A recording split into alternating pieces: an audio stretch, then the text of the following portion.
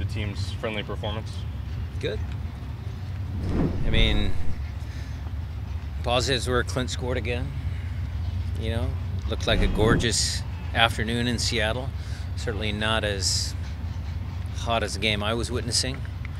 And, you know, Frankfurt was a good team.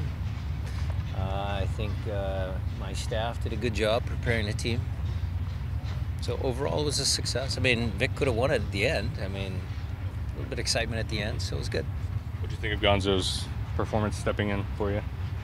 Well, I wasn't there to witness it, but I mean, he's fully capable. Yeah. Jimmy's capable.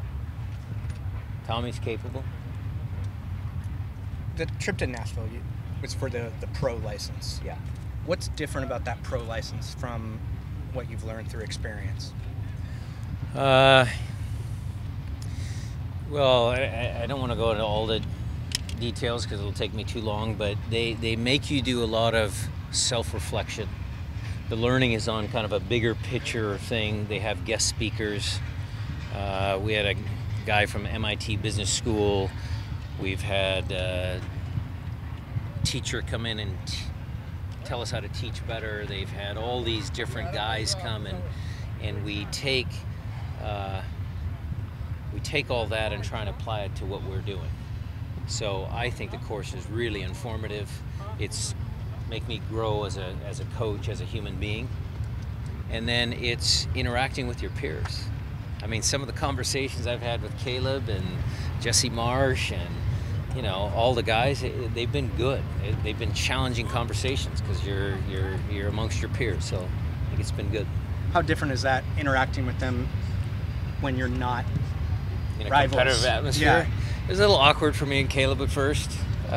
You know, for Jesse and Greg Vanny, you know, for sure. But no, it was good.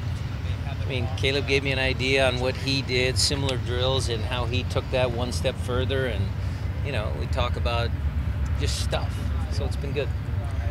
Nashville also got you probably the chance to watch the U.S. national team live and probably interact with their staff. What can you take away from those experiences? Bruce has done a really good job of including all of the MLS clubs with more communication, you know, just overall better.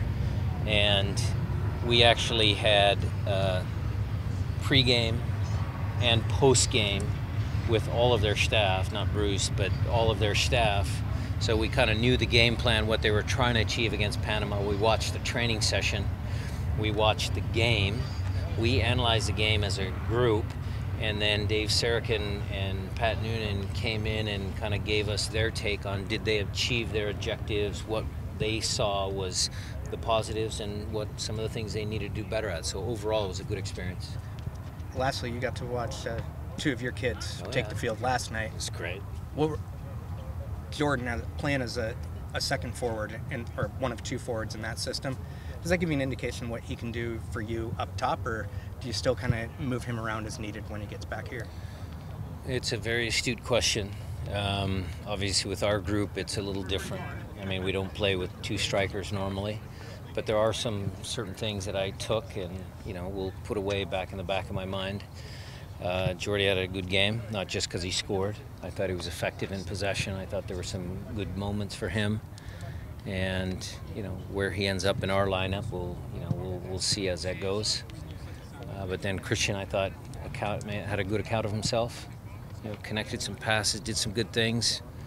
And I thought overall it was great to get a cap and lock that kid down because I think he has a bright future.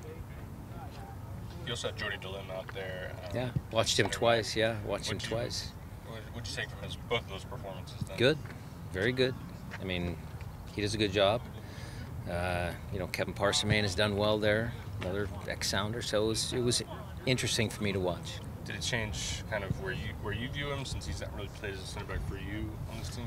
No, I know he can. I mean, Ezra used him at. We already knew that. I mean, where do we think he fits best in our systems? Probably still, you know, as a holding midfielder type. But, you know, versatility can, you know, prolong your career, and it also can maybe shorten your career at times. Can you talk about the injuries, the status of the injuries of Ozzy, Marshall, and others? Well, Chad's out here, and Ozzy is still inside. Do you know when they could come back? I don't have a definitive timeline. Are they working? I mean, If they're healthy, they will play. I think I've used that. I mean, we're doing everything we can to get them healthy. Saw a couple guys doing like kind of minor stuff out there. Tyler Miller, Henry Wingo. Are those just knocks or anything like that, or is there anything more Just preventative knocks type of stuff. I mean, it's a kind of funny week and funny day today. We're just trying to get guys back into rhythm. You know, tomorrow will be okay, and then we'll ramp up training next week. Having such a long gap between MLS matches, how much does this team look forward to get back on the field next week? The training was pretty spirited. A couple guys, you know, a little heated. So I think they're all competitive. I think they like to play. Too much training is never good for any soccer player. Why is that? Well, because they all like to play. I mean, the practice is practice. I mean, they still have good days in training, but the game is the game.